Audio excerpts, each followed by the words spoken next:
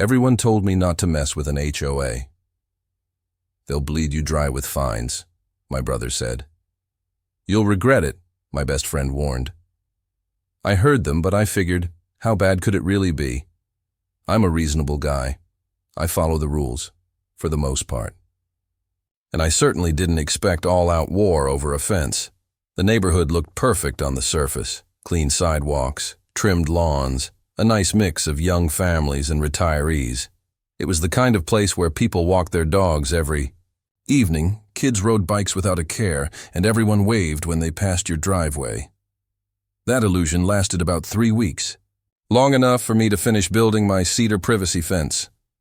I'd moved in late summer, and one of the first things I wanted to do was put up a fence for my dog, Cooper. He's a big, goofy golden retriever who loves to run, but he has no concept of property lines. I didn't want him running into the neighbor's yard and stealing hot dogs off their grill. So I built a beautiful 5-foot cedar fence. It wasn't just functional. It looked great.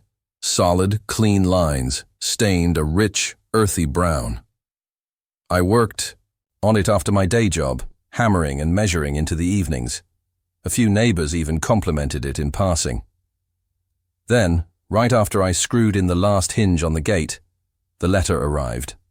White envelope, no stamp, just slid under my door. Inside was a single sheet of paper with the HOA's letterhead at the top. The tone was cold and bureaucratic, like a robot wrote it. Your recently constructed fence exceeds the HOA's regulation height by 12 inches. As such, it is in violation of community standards. Please take corrective action within 10 days to avoid further penalties. No. Welcome to the neighborhood. No. Congratulations on your new home. Just a demand. I stood in my kitchen staring at the paper, trying to figure out if this was a joke. It had to be. I looked around my backyard, then walked up the block. And that's when I noticed something interesting. There were at least 4 other houses with fences the same height, or taller.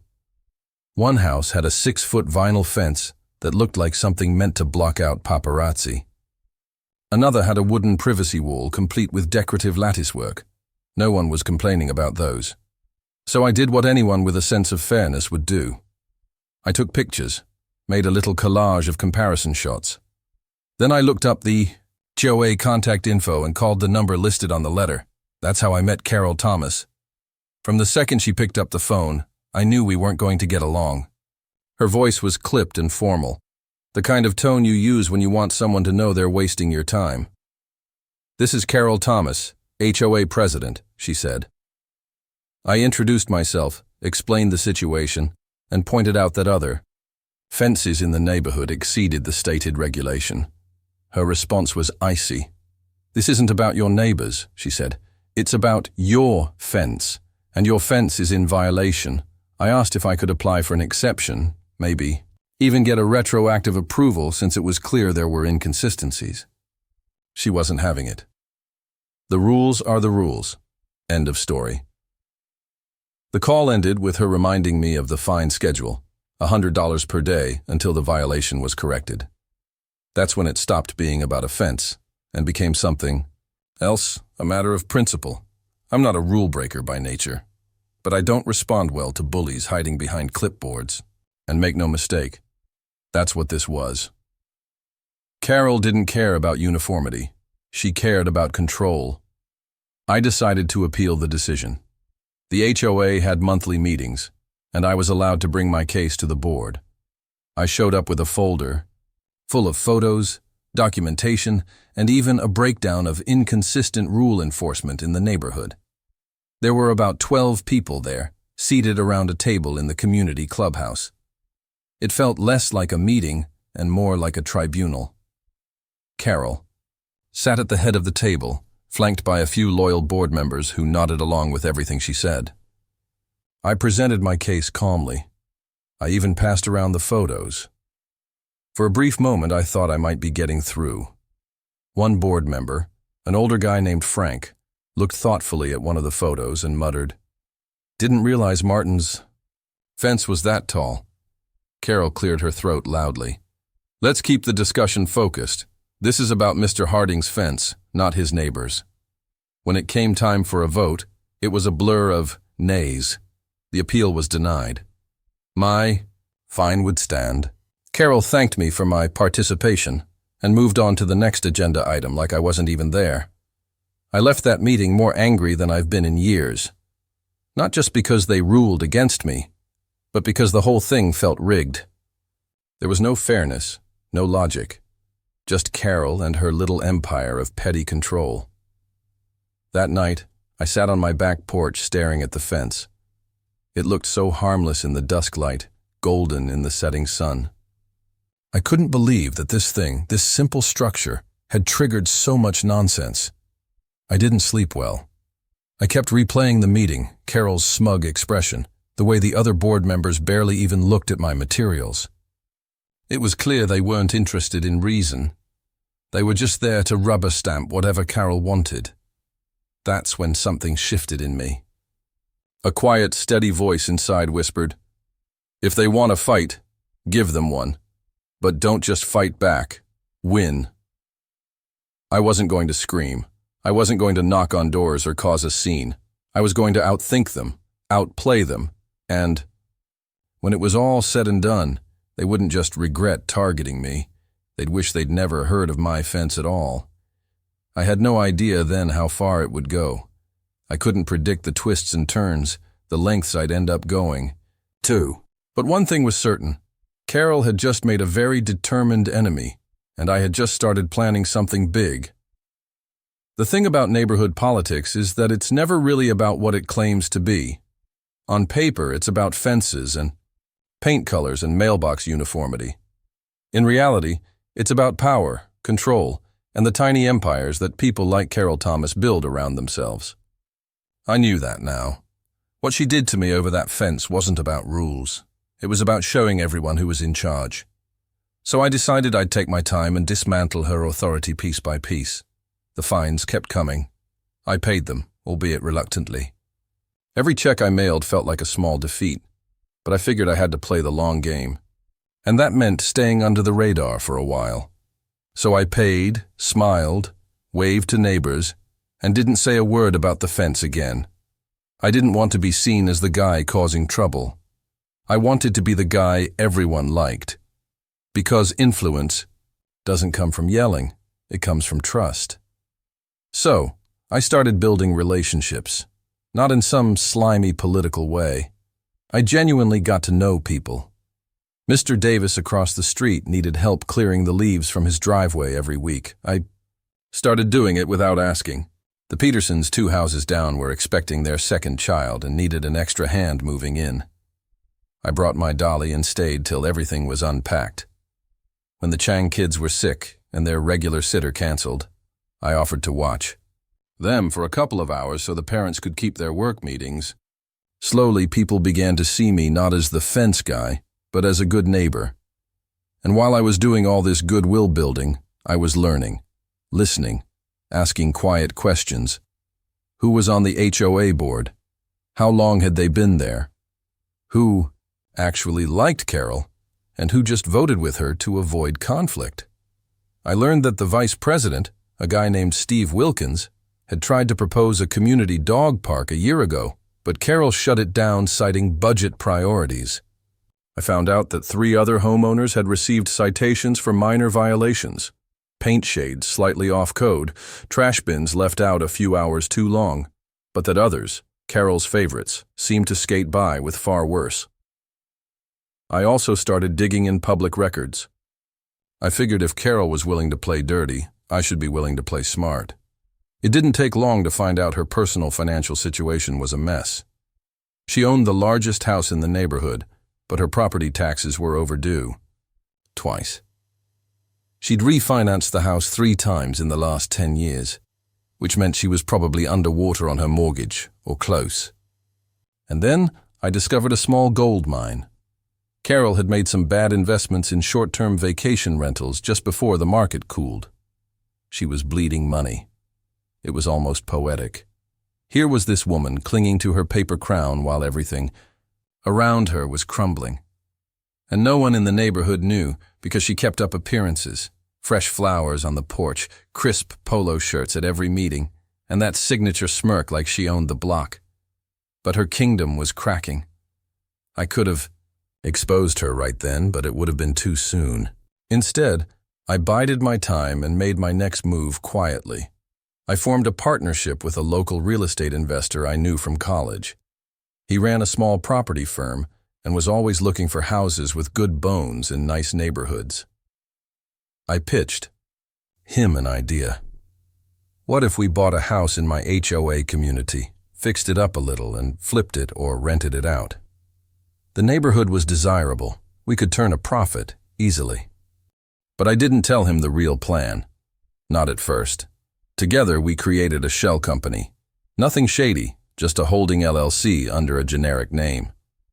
We waited, watched, and when Carol's tax lien notices went public, as they do after enough time, my partner reached out with a cash offer on her house. It was slightly under market value, but with no inspection needed and a quick close, it was attractive. Carol bit faster than I expected. We were under contract within a week. I remember when my partner called me and said, "She accepted. I think she's desperate." He had no idea how right he was. I kept a low profile during the paperwork shuffle. Carol still didn't know I was involved. She thought she was dealing with an out-of-town investor. But I made sure every document was clean, every legal detail airtight. The house would be mine, technically ours on paper, but I would hold majority control, and once we closed, I'd take full possession. As closing day approached, I attended another HOA meeting. Sat there while Carol read off rule violations and voted down another neighbor's request to put solar panels on their roof. It was like watching a dictator give her final speech before the coup. The smugness was still there. But now I knew something she didn't. I owned the ground she stood on. The day before closing, I called the utilities companies and transferred accounts to my name. I scheduled a locksmith. I told my contractor friend to be on standby in case any repairs were needed. Everything was lined up. I even had a little folder prepared, just like the one she used when she brought violation notices to my door. It had a copy of the deed, the closing documents, and the keys. I remember sitting in my car that morning, parked in front of her house, heart pounding like a drum. I don't usually get nervous, but something about this moment felt monumental. Not just because I was about to own the home of the woman who had tried to make my life miserable, but because I knew everything was about to change. I knocked on her door. She answered in khakis and a pastel sweater, looking tired but still trying to smile politely. She didn't recognize me at first. Why would she? As far as she knew, I had nothing to do with the sale. "Hi," I said. "I'm here for the final inspection. We close tomorrow." Her eyes narrowed. "Excuse me?" I held out the folder. "I'm the buyer. Well, technically, the majority stakeholder in the LLC that bought the house." It was like someone pulled the air out of the porch. Her jaw dropped a half-inch, then closed again in slow disbelief. "You?" she said. "This is some kind of joke." "No joke," I replied, stepping inside like I belonged there. "Just business." She didn't say a word for a while, just stood there in the foyer, watching as I looked around. The house was still nice, but dated. Too many knickknacks, too much floral wallpaper. But none of that mattered, because now, this house, her house, was mine. And I was just getting started. Carol was still standing in the foyer, arms stiff at her sides, as I stepped across the threshold into what used to be her domain. You could see it in her face. Something inside her was trying to compute this new reality, but it wasn't fitting together. Her world had always been about order and control, and here I was, walking into her house with keys in one hand and a folder in the other, calm as a summer breeze. "This is illegal," she said after a few seconds, though her voice lacked conviction. "You can't just do this." I looked at her evenly. "Actually, I can, and I did. You accepted the offer. Everything is above board. The closing is scheduled for tomorrow morning. I'm just here for the final walkthrough, per the contract. She opened her mouth, probably to object again, but then closed it. She knew. Somewhere deep down, even if her pride hadn't caught up yet, she knew this was real. Why? She asked, not angry now, but confused. Why would you? That question lingered in the air, heavy. There were 100 answers I could have given her. Because you embarrassed me. Because you weaponized a stupid fence to flex your authority. Because you smiled while you punished people and called it upholding community standards. Because no one else would stand up to you. But what I said was simpler. Because you made it personal. She didn't respond. Just turned and walked slowly into the living room, like gravity had doubled. I followed, glancing around. The house had good bones, sure. Big windows, high ceilings, and a nice view of the cul-de-sac. But everything about it was soaked in her personality. Over-decorated, fussy, rigid. Just like her. Are you going to move in? She asked eventually, not facing me. No, I said. I have someone else in mind. A family. Foster parents, actually. 4 kids. They've been trying to find a stable home in a good neighborhood. They're lovely people. I think they'll bring a lot of life to this place. Carol didn't say anything for a long time. I don't know what she was thinking, but I could guess. Probably something between humiliation and disbelief. Maybe even a sliver of guilt, though I wouldn't count on it. I built this community, she said, softly. Kept it clean, respectable. You ruled it, I corrected. There's a difference. She turned to face me then, eyes burning.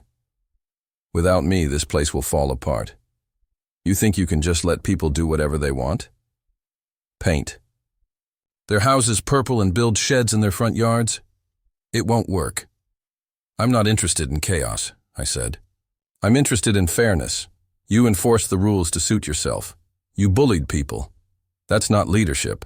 She scoffed and looked away again, but I could tell her armor was cracking. There was a tremor in her hands, a slight sag in her shoulders. She wasn't used to being questioned, let alone defeated, especially not like this. The rest of the walkthrough was quiet. She showed me the garage, the basement, the back patio like it was muscle memory. She didn't speak much, and I didn't push.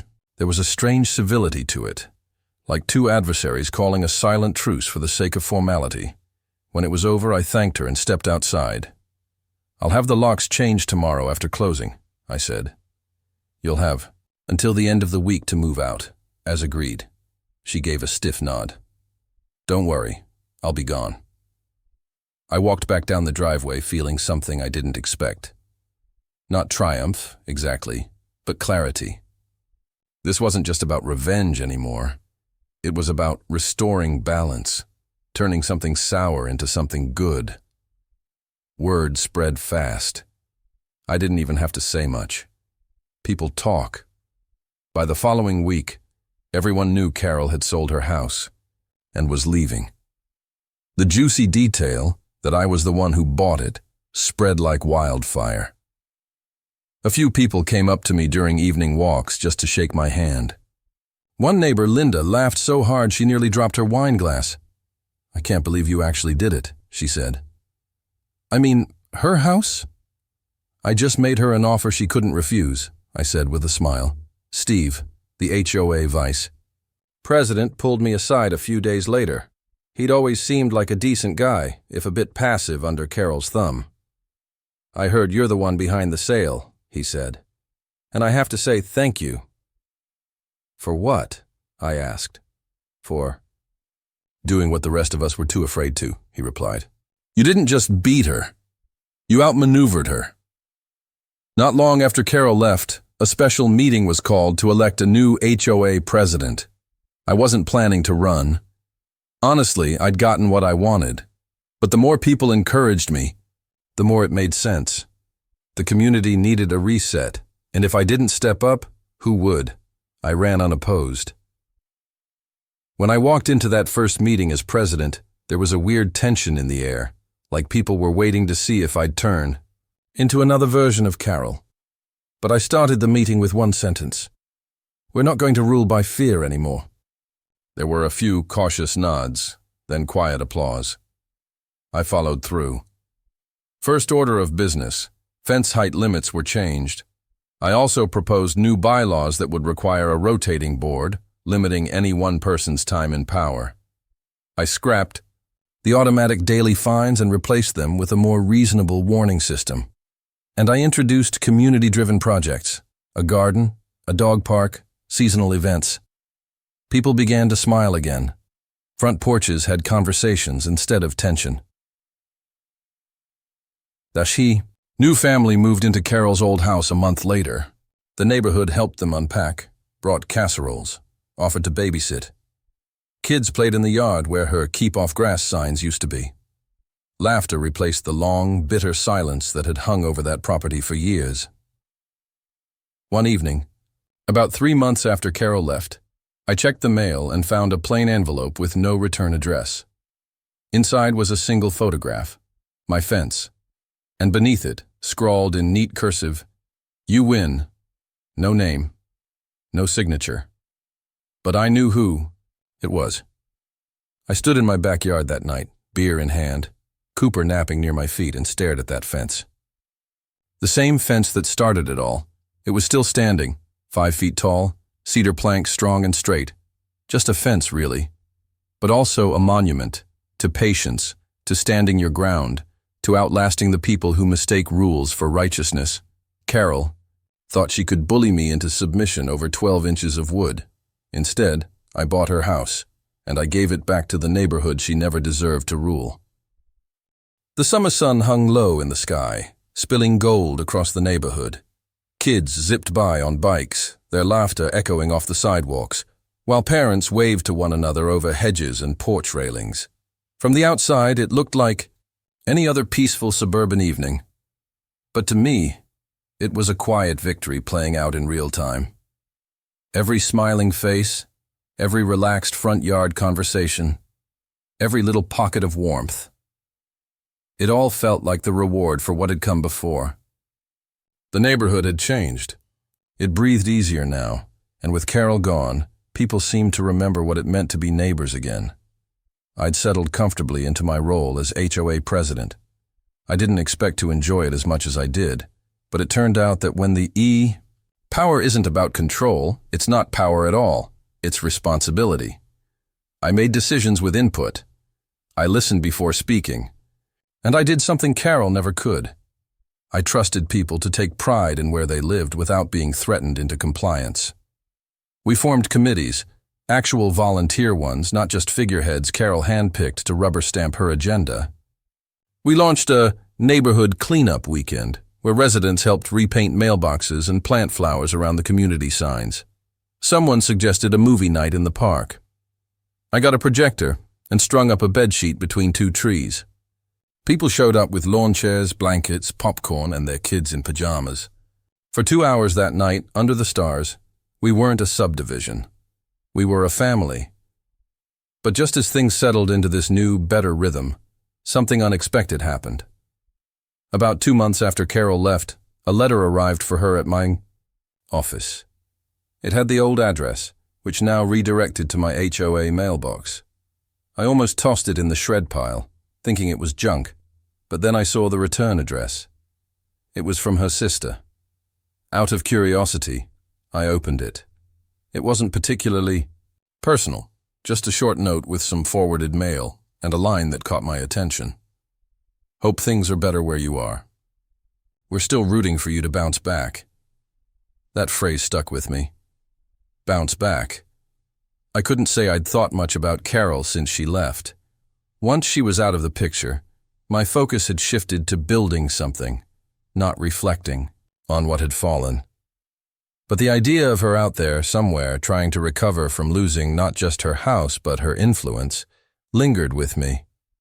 I mentioned it casually to Steve during a board meeting. "Ever hear anything about Carol?" I asked. He shrugged. "Last I heard, she moved in with her sister, Maybe out near Ashford. Don't think she kept in touch with anyone. There was no malice in his tone, just curiosity. She was a ghost now, an echo of a more rigid, less forgiving past. A week later, I got another envelope. This time, there was no return address. Inside was a handwritten note. You turned it into something beautiful. I was wrong. I see that now. See, that was it. For a long time, I just stared at it. The handwriting matched the scrawl on the photo she'd sent. Months earlier, the change in tone was stark. It wasn't apology so much as surrender. But it felt honest. I didn't know what to do with it at first. Part of me wanted to throw it away and move on. But another part, a quieter, maybe more generous part, understood something about that note. Carol wasn't just acknowledging the neighborhood's new life. She was giving me something more rare than a confession. She was giving me closure.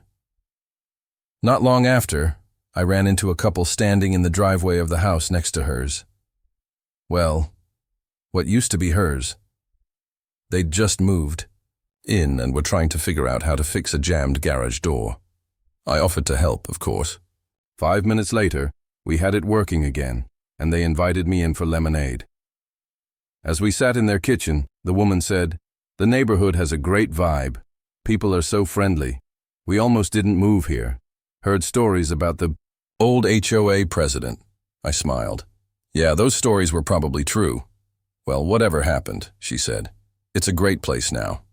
I walked home thinking about how things change, how even places and people that feel stuck in their ways can evolve, and how sometimes all it takes is someone being willing to push back. Not to destroy, but to rebuild. Not to win, but to restore. Later, that evening, I hosted another board meeting at the community clubhouse. The agenda was light, updates on the budget, some discussion about getting benches for the walking trail. But the mood was festive. More people showed up than usual. We brought snacks. Someone brought a Bluetooth speaker and played music softly in the background. At the end of the meeting, I stood up and looked around the room. This community is better because of all of you, I said. Not because someone stood in front of you and barked rules, but because you decided together to take pride in this place, to help each other, to show up. It doesn't take much to make a neighborhood feel like home, just effort and kindness. There were murmurs of agreement, some clapping. A few people raised their cups in a toast, and in that moment I felt it fully, the shift. The neighborhood had moved past Carol. It had moved past me, even. It was its own thing now, self-sustaining, whole. And yet, as I walked home beneath, the stars, the cicadas buzzing, and the air thick with the scent of fresh-cut grass, I found myself back at the beginning, at that fence, that stupid fence, still standing, still strong, unchanged, and yet it had become a symbol of something so much larger.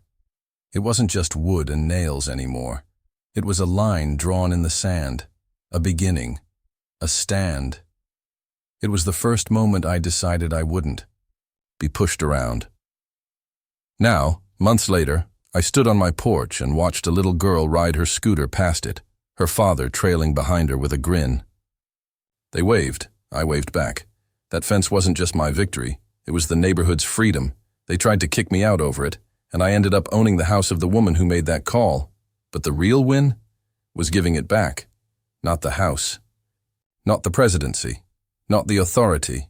Just the feeling that home was a place where you were safe, valued, heard. In the end, they tried to push me out, and instead, I built something stronger. Not just a fence, a community.